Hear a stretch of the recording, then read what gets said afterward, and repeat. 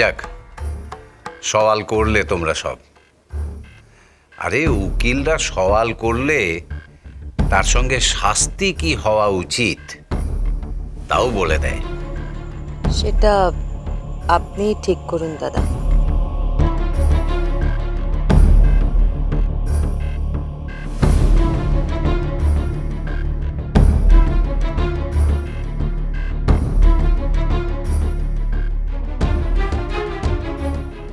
বেশ, আমি জানি তোমরা কেউ মুখে না বললেও মনে মনে চাইছো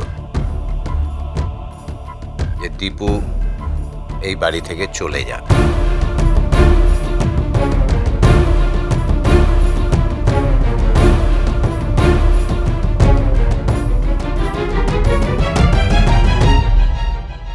কিন্তু আমার একটা কথা আছে এই বিষয়ে, যেটা আমি সবাইকে বলতে চাই। দীপু দোষী, কিন্তু দীপুর এই দোষের ব্যাপারে কিছুটা হলেও বোধহয় আমরাও দোষী। আমরা? হ্যাঁ, আমি তো বটেই। দীপু আমার ভাগ্নে। আমার উচিত ছিল ও ভুল পথে যাচ্ছে কি না সেটা দেখা, কিন্তু আমি দেখিনি বা দেখতে পারিনি। সেই জন্য আমারও কিছুটা নরম হওয়া উচিত। দীপু এই বাড়িতেই থাকবে।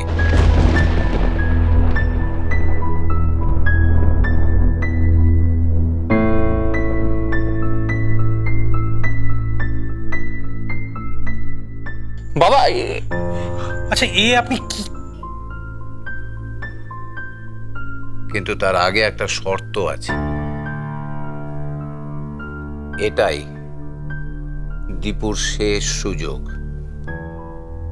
আর ওকে নিজেকে পাল্টাতে হবে। সেই পাল্টানোটার শুরু হবে সব গয়নাগুলো ফেরত আনা দিয়ে। সেগুলো যেখানেই থাক না কেন, সব গয়না দীপুকে ফেরত আনতে হবে। তার জন্য আমি দীপুকে 2 দিন সময় দিলাম। দীপু, ভেবে বলো, 2 দিনে পারবে? পারবে দাদা গো, পারবে। ও যখন নিয়েছে ও ফেরত দিতেও পারবে। ফেরত ওকে দিতেই হবে। আর ও যদি ফেরত দিতে না পারে তুমি ওকে বাড়ি থেকে বের করে দিও দাদা গো। আর যদি দিতে না পারে? আবার কথা হবে তখন। না না, আর কথা আবার কি আছে, ও ফেরত দিয়ে দেবে দাদা গো। ও ঠিক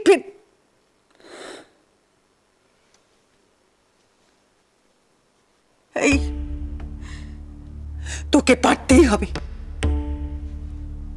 দাদাগোর মন বড়, তাই দাদাগো এত কিছুর পরও তোকে একটা সুযোগ দিয়েছে। এই সুযোগটা তোকে কাজে লাগাতেই হবে দীপু। তোকে সমস্ত গয়না ফেরত আনতেই হবে। আয়, তুই আমার সঙ্গে আয়। আয় আয় আমার সঙ্গে, চল চল, তোকে পারতেই হবে। ওকে আর গয়না ফেরত দিতে পারবে দাদা? চেষ্টাটা তো দেখি একবার কি করে। পর্দা, হ্যাঁ অনু, আমার আমার মনে আছে, আমি বলছি। কি ব্যাপার? আমি বলছি, দোষীকে তো শাস্তি শোনালেন, আর নির্দোষের কি করবেন?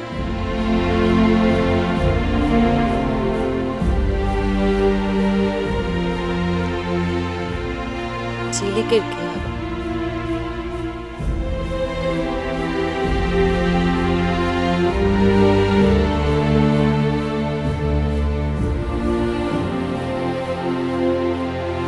ঝিলিক, ও ঝিলিক, ঝিলিক রে, ঝিলিক কোথায় গেল? বলেছিল তুই চায়ের দোকানেই থাকে, ঝিলিক ঝিলিক এই চায়ের দোকানেই থাকে না? তুমি কে? আমি আমি পারুলের মা। ঝিলিক আমাকে বলেছিল যে এই তো ঝিলিক। পারুল দিদির মা? হ্যাঁ তুমি এখানে? হ্যাঁ। মাসি, ও মাসি, মাসি দেখো কে এসছে, আসো।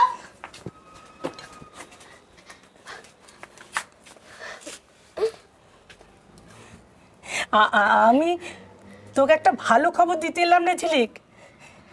দীপু কাকা নেশা করে সেটা সবাই জানতে পেরে গেছে, তাই তো? তুই কি করে জানলি? আমি সব জানি। তাহলে আর কি খবর দিতে এলাম? তাহলে এটাও নিশ্চয়ই জেনে গেছিস যে ওরা সবাই জানে যে তুই চুরি করিসনি। কি বললে? কি বললে? সত্যি? সত্যি ওরা জানতে পেরে গেছে যে আমি চুরি করিনি? তুমি সত্যি বলছো তো? ওরা বিশ্বাস করেছে যে আমার ঝিলিক চুরি করেনি? হ্যাঁ। কেন এই খবরটা পাননি? না তো। ভেবেছিলাম তা আমি তো সেই খবরটা দিতে এলাম। ঠাকুর, ঠাকুর তুমি আছো, তুমি আছো। সত্যি সবাই জেনে গেছে? হ্যাঁ হ্যাঁ, সবাই জেনে গেছে। আর মা, মানে মাসি, মাসিও জেনে গেছে?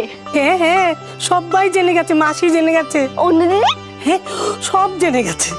ও মাসি, মাসি শুনছো? মাসি সবাই জেনে গেছে মাসি। আমি চোর না সেটা সবাই জেনে গেছে। কাকাই কাকাই জেনে গেছে? জেনেছে জেনেছে রে, জেনেছে। কাকাই জেনে গেছে, কাকাই জেনে গেছে যে আমি চোর না। কাকাই জেনে গেছে। দাদু, দাদু দাদু জেনে গেছে? দাদু জেনে গেছে, সবাই জেনে গেছে তুই চোর নস। দাদু সবাই জেনে গেছে মাসি। মাসি সবাই জেনে গেছে যে আমি চোর না। সবাই জেনে গেছে। আর জেঠু, জেঠু জেনে গেছে? জেঠু, সবাই, ঠাম্মা সবাই জানে। জেনে গেছে, সবাই জেনে গেছে যে আমি চোর না। সবাই জেনে গেছে। সবাই, সবাই শুনছো? সবাই জেনে গেছে যে আমি চোর না।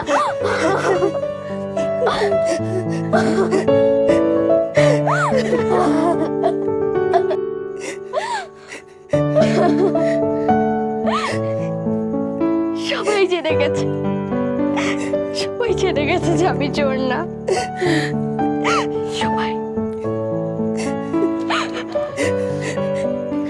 কিন্তু এটাও সবাই মানছে যে তুই বিল্টুর গিনি চুরি করেছিস।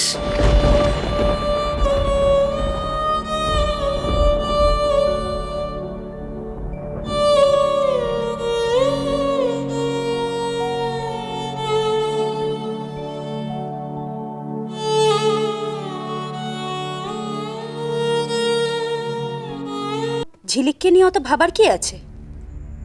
ও যে চুরি করেনি সেটা তো প্রমাণ হয়েই গেল। কেন? গিনিটা তো নিয়েছিল। তবুও যে দোষে ওকে আমরা শাস্তি দিয়েছি সে দোষ তো ও করেনি। তা তাকে কি আবার ফিরিয়ে আনতে চাইছিস নাকি বড় কোকা? না, সে কথা কেউ বলেনি মমতা। দেবেশ, একটু অপেক্ষা করো। আগে দেখি টিপু কি করে, তারপর আগে দেখি গয়নাগুলো ফেরত আনতে পারে কিনা। আমরা এই নিয়ে পরে কথা বলবো দেবেশ, ভেবো না, কিছু একটা করবই।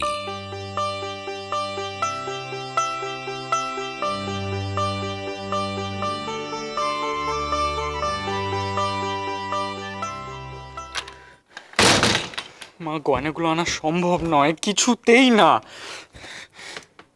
সম্ভব নয়, সম্ভব নয় একথা আমাকে বলিস না দীপু। সিন্ধুক থেকে গয়নাগুলো চুরি করা তো সম্ভব ছিল না, তুই করেছিস। তুমিও কি ওদের মতো কথা বলবে? আমি ওদের মতো বলছি না, আমি বলছি তুই যখন সিন্ধুক থেকে গয়না বের করতে পেরেছিস তখন তুই পারবি ওই গয়না আবার সিন্ধুকে ফেরত নিয়ে আসতে। মুয়া নাকি? হ্যাঁ মুয়া? আরে ওই গয়না আমার কাছে আছে নাকি? কি করেছিস? বিক্রি করেছি। হীরার কাছে? তোমার কাছে? হ্যাঁ। তার মানে ওই চিঠিতে যা যা লেখা ছিল সব সব তোমায় ছাড়া ঘুম আসি না মা। চলো চলো চলো চলো চলো পাল্টাই